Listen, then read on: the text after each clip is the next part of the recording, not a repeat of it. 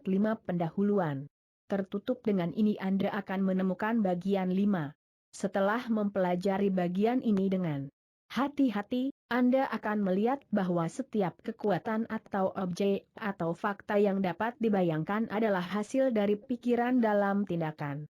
Pikiran yang beraksi adalah pikiran, dan pikiran itu kreatif. Pria berpikir sekarang karena mereka tidak pernah berpikir sebelumnya. Karena itu, ini adalah zaman yang kreatif, dan dunia memberikan hadiah terkaya kepada para pemikir. Materi tidak berdaya, pasif, lembam. Pikiran adalah kekuatan, energi, kekuatan. Pikiran membentuk dan mengendalikan materi. Setiap bentuk yang diambil hanyalah ekspresi dari pemikiran yang sudah ada sebelumnya. Tetapi pikiran tidak menghasilkan transformasi ajaib. Itu mematuhi hukum alam, ia menggerakkan kekuatan alami, itu melepaskan energi alami, itu memanifestasikan dalam perilaku dan tindakan Anda, dan ini pada gilirannya bereaksi terhadap teman dan kenalan Anda, dan akhirnya pada seluruh lingkungan Anda. Anda dapat memunculkan pikiran, dan, karena pikiran itu kreatif, Anda dapat menciptakan sendiri hal-hal yang Anda inginkan. Setidaknya 90% dari kehidupan mental kita adalah alam bawah sadar, sehingga mereka yang gagal memanfaatkan kekuatan mental ini hidup dalam batas yang sangat sempit. 2 alam bawah sadar dapat dan akan memecahkan masalah bagi kita jika kita tahu bagaimana mengarahkannya. Proses bawah sadar selalu bekerja, satu-satunya pertanyaan adalah, apakah kita hanya menjadi penerima pasif dari kegiatan ini, atau apakah kita secara sadar mengarahkan pekerjaan? Haruskah kita memiliki visi tentang tujuan yang ingin dicapai, bahaya yang harus dihindari, atau apakah kita akan hanyut? 3. Kami telah menemukan bahwa pikiran meliputi setiap bagian dari tubuh fisik dan selalu mampu diarahkan atau terkesan oleh otoritas yang berasal dari tujuan atau bagian yang lebih dominan dari pikiran. 4. Pikiran, yang meliputi tubuh, sebagian besar adalah hasil dari keturunan, yang, pada gilirannya, hanyalah hasil dari semua lingkungan dari semua generasi masa lalu pada kekuatan hidup yang responsif dan selalu bergerak. Pemahaman tentang fakta ini akan memungkinkan kita untuk menggunakan otoritas kita ketika kita menemukan beberapa sifat yang tidak diinginkan dari perwujudan karakter. 5. Kita dapat secara sadar menggunakan semua karakteristik yang diinginkan dengan mana kita telah disediakan dan kita dapat menekan dan menolak untuk membiarkan yang tidak diinginkan terwujud.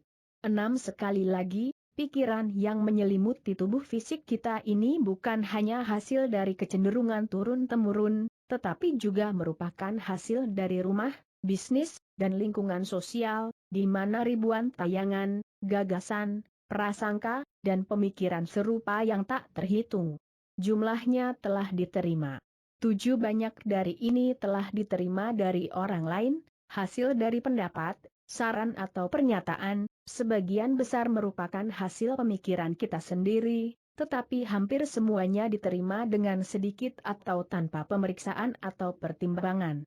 8. Gagasan itu tampaknya masuk akal, yang sadar menerimanya, meneruskannya ke alam bawah sadar, di mana ia diangkat oleh sistem simpatik dan diteruskan untuk dibangun ke dalam tubuh fisik kita. Kata itu telah menjadi manusia. 9. Maka, inilah cara kita secara konsisten menciptakan dan menciptakan kembali diri kita sendiri. Kita hari ini adalah hasil dari pemikiran masa lalu kita, dan kita akan menjadi apa yang kita pikirkan hari ini. Hukum ketertarikan membawa kepada kita, bukan hal-hal yang harus kita sukai, atau hal-hal yang kita inginkan, atau hal-hal yang dimiliki orang lain, tetapi itu membawa kita milik kita, hal-hal yang telah kita ciptakan melalui proses pemikiran kita, baik secara sadar atau tidak sadar. Sayangnya, banyak dari kita yang menciptakan hal-hal ini secara tidak sadar. 10. Jika salah satu dari kita membangun rumah untuk diri kita sendiri, seberapa hati-hati kita dalam hal rencana, bagaimana kita harus mempelajari setiap detail, Bagaimana kita harus menonton materi dan hanya memilih yang terbaik dari semuanya, namun betapa cerobohnya kita dalam membangun rumah jiwa kita, yang jauh lebih penting daripada rumah fisik manapun, karena segala sesuatu yang mungkin dapat masuk ke dalam kehidupan kita bergantung pada karakter bahan yang masuk ke dalam pembangunan rumah jiwa kita. 11. Apa karakter bahan ini? Kita telah melihat bahwa itu adalah hasil dari kesan yang telah kita kumpulkan di masa lalu dan disimpan dalam mentalitas bawah sadar kita. Jika kesan-kesan ini adalah rasa takut, kekhawatiran, perhatian, kecemasan, jika mereka sedih, negatif, ragu, maka tekstur bahan yang kita tenun saat ini akan dari bahan negatif yang sama. Alih-alih bernilai apa pun, itu akan berjamur dan busuk dan hanya akan membawa kita lebih banyak kerja keras, perhatian, dan kecemasan. Kami akan selamanya sibuk mencoba untuk menambalnya dan membuatnya tampak setidaknya sopan. 12. Tetapi jika kita tidak menyimpan apa-apa selain pikiran berani, jika kita optimis, positif, dan segera membuang segala jenis pikiran negatif pada tumpukan sampah, menolak untuk melakukan sesuatu dengan itu, menolak untuk mengaitkannya atau diidentifikasi dengan care apa pun, lalu apa hasilnya? Materi mental kita sekarang adalah yang terbaik, kita dapat menenun segala jenis bahan yang kita inginkan, kita bisa menggunakan warna apa saja yang kita inginkan, kita tahu bahwa teksturnya kuat, bahwa bahannya padat, tidak akan luntur, dan kita tidak takut, tidak khawatir tentang masa depan, tidak ada yang menutupi, tidak ada tambalan untuk disembunyikan. 13. Ini adalah fakta psikologis, tidak ada teori atau tebakan yang bekerja tentang proses berpikir ini, tidak ada rahasia tentang mereka, pada kenyataannya, mereka begitu sederhana sehingga setiap orang dapat memahaminya. Yang harus dilakukan adalah membersihkan rumah secara mental, dan membersihkan rumah setiap hari, dan menjaga kebersihan rumah. Kebersihan mental, moral dan fisik mutlak diperlukan jika kita ingin membuat kemajuan apapun. 14. Ketika proses pembersihan rumah mental ini telah selesai, bahan yang tersisa akan cocok untuk pembuatan jenis cita-cita atau gambaran mental yang ingin kita sadari. 15. Ada real estate menunggu penuntut. Areanya yang luas, dengan hasil panen yang berlimpah, air yang mengalir dan kayu halus, merentang sejauh mata memandang. Ada sebuah rumah besar, luas dan ceria, dengan gambar-gambar langka, perpustakaan yang lengkap, hiasan yang kaya, dan setiap kenyamanan dan kemewahan. Yang harus dilakukan ahli waris adalah menegaskan hak warisnya, mengambil kepemilikan, dan menggunakan properti itu. Dia harus menggunakannya, ia tidak boleh membiarkannya membusuk. Untuk digunakan adalah kondisi di mana ia memegangnya. Mengabaikannya berarti kehilangan kepemilikan. 16. Dalam ranah pikiran dan jiwa, dalam ranah kekuatan praktis, warisan semacam itu adalah milik Anda. Anda adalah pewarisnya. Anda dapat menegaskan warisan dan kepemilikan Anda, dan menggunakan warisan yang kaya ini. Kekuasaan atas keadaan adalah salah satu buahnya, kesehatan, harmoni, dan kemakmuran adalah aset pada neraca. Ini menawarkan Anda ketenangan dan kedamaian. Anda hanya perlu biaya untuk mempelajari dan memanen sumber dayanya yang besar. Itu tidak menuntut pengorbanan, kecuali kehilangan keterbatasan Anda, perbudakan Anda, dan kelemahan Anda. Ini pakaian Anda dengan harga diri, dan menempatkan tongkat kekuasaan di tangan Anda. 17. Untuk mendapatkan warisan ini, diperlukan 3 proses, Anda harus benar-benar menginginkannya. Anda harus menegaskan klaim Anda. Anda harus mengambil kepemilikan. 18. Anda mengakui bahwa itu bukan kondisi yang memberatkan. 19. Anda akrab dengan subjek keturunan. Darwin, Huxley, Haskell, dan ilmuwan fisik lainnya telah menimbun bukti di gunung setinggi bahwa keturunan adalah hukum yang menghadiri penciptaan progresif. Ini adalah hereditas progresif yang memberi manusia sikap tegak, kekuatan geraknya, organ pencernaan, sirkulasi darah, kekuatan saraf, kekuatan otot, struktur tulang dan sejumlah fakultas di sisi fisik lainnya. Bahkan ada fakta yang lebih mengesankan mengenai hereditas kekuatan pikiran. Semua ini membentuk apa yang bisa disebut hereditas manusiawi Anda. 20 Tetapi ada keturunan yang belum dikompas oleh ilmuwan fisik. Itu terletak di bawah dan anteseden semua penelitian mereka. Pada titik di mana mereka mengangkat tangan dengan putus asa, mengatakan bahwa mereka tidak dapat menjelaskan apa yang mereka lihat, keturunan ilahi ini ditemukan dalam kekuasaan penuh. 21 Kekuatan jinaklah yang menentukan penciptaan primal. Itu menggetarkan dari yang ilahi, langsung ke setiap makhluk ciptaan. Itu berasal dari kehidupan, yang belum pernah dilakukan oleh ilmuwan fisik, juga tidak bisa dilakukan. Ia menonjol di antara semua kekuatan tertinggi, tidak dapat didekati. Tidak ada keturunan manusia yang bisa mendekatinya. Tidak ada faktor keturunan manusia yang menanganinya. 22 Hidup tanpa batas ini mengalir melalui Anda, apakah kamu pintu-pintunya hanyalah fakultas yang terdiri dari kesadaran Anda? Untuk tetap membuka pintu-pintu ini adalah rahasia kekuasaan. Apakah tidak ada gunanya untuk melakukan upaya? 23 Fakta besarnya adalah bahwa sumber dari semua kehidupan dan semua kekuatan berasal dari dalam. Orang, keadaan, dan peristiwa mungkin menyarankan kebutuhan dan peluang, tetapi wawasan, kekuatan dan kekuatan untuk menjawab kebutuhan ini akan ditemukan di dalam. 24 Hindari pemalsuan.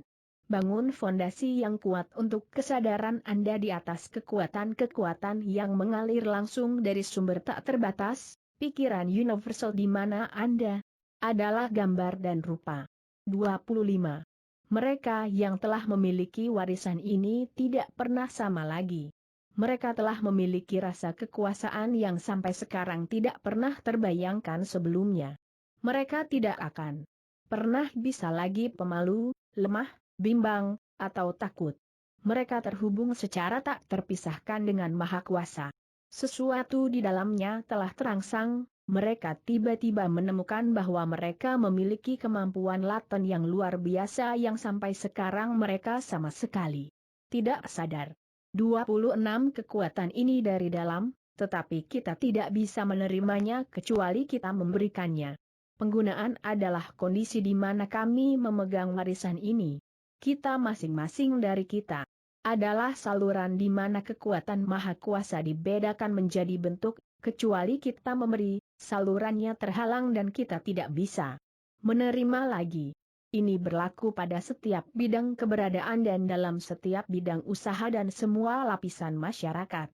Semakin banyak kita memberi, semakin banyak yang kita dapatkan. Atlet yang ingin menjadi kuat harus memanfaatkan kekuatan yang dimilikinya, dan semakin banyak dia memberi semakin banyak yang akan dia dapatkan. Pemodal yang ingin menghasilkan uang harus menggunakan uang yang dimilikinya, karena hanya dengan menggunakannya ia dapat memperoleh lebih banyak. 27 Pedagang yang tidak menjaga barang-barangnya keluar segera akan ada yang masuk. Korporasi yang gagal memberikan layanan yang efisien akan segera kekurangan pelanggan. Pengacara yang gagal mendapatkan hasil akan segera kekurangan klien, dan itu terjadi di mana-mana. Kekuatan bergantung pada penggunaan yang tepat dari kekuatan yang sudah kita miliki. Apa yang benar dalam setiap bidang usaha, setiap pengalaman dalam hidup, adalah benar dari kekuatan yang darinya setiap kekuatan lain yang dikenal di antara manusia diperanakan kekuatan spiritual. Singkirkan roh dan apa yang tersisa? Tidak ada. 28 Jika kemudian semangat adalah semua yang ada, pada pengakuan fakta ini harus bergantung pada kemampuan untuk menunjukkan semua kekuatan, baik fisik, mental atau spiritual. 29 Semua kepemilikan adalah hasil dari sikap akumulatif pikiran, atau kesadaran uang. Ini adalah tongkat ajaib yang akan memungkinkan Anda untuk menerima ide itu, dan itu akan merumuskan rencana untuk Anda laksanakan. Dan Anda akan menemukan banyak kesenangan dalam eksekusi seperti dalam kepuasan pencapaian dan pencapaian. 30 sekarang, pergilah ke kamar Anda, duduklah di kursi yang sama, posisi yang sama seperti sebelumnya, dan pilih secara mental tempat yang memiliki asosiasi yang menyenangkan. Buat gambaran mental yang lengkap tentang itu, lihat bangunan, pekarangan, pohon, teman, asosiasi, semuanya lengkap. Pada awalnya, Anda akan menemukan diri Anda memikirkan segala sesuatu di bawah matahari, kecuali yang ideal di mana Anda ingin berkonsentrasi. Tapi jangan biarkan itu membuat Anda kecil hati. Kegigihan akan menang, tetapi kegigihan mengharuskan Anda berlatih latihan ini setiap hari tanpa gagal. Part 5 mempelajari pertanyaan dengan jawaban. 41 Berapa proporsi kehidupan mental kita yang berada di bawah sadar? Setidaknya 90%. 42 Apakah gudang mental yang luas ini umumnya digunakan? Tidak. 43 Mengapa tidak? Sedikit yang memahami atau menghargai kenyataan bahwa ini adalah kegiatan yang secara sadar mereka arahkan. 44 Di mana pikiran sadar telah menerima kecenderungan yang mengaturnya? Dari keturunan, ini berarti bahwa ini adalah hasil dari semua lingkungan dari semua generasi yang lalu. 45 Apa yang di bawah hukum ketertarikan kepada kita? Milik kita sendiri. 46 Apa milik kita? Apa yang kita inherent adalah, dan merupakan hasil dari pemikiran masa lalu kita, baik sadar maupun bawah sadar. 47 Dari bahan apa kita membangun rumah mental kita? Pikiran yang kami hibur. 48 Apa rahasia kekuasaan? Pengakuan kemahahadiran. 49 Dari mana asalnya? Semua kehidupan dan semua kekuatan berasal dari dalam. 50 Atas apa kepemilikan kekuatan kontingen? Setelah penggunaan yang tepat dari kekuatan yang sudah kita miliki.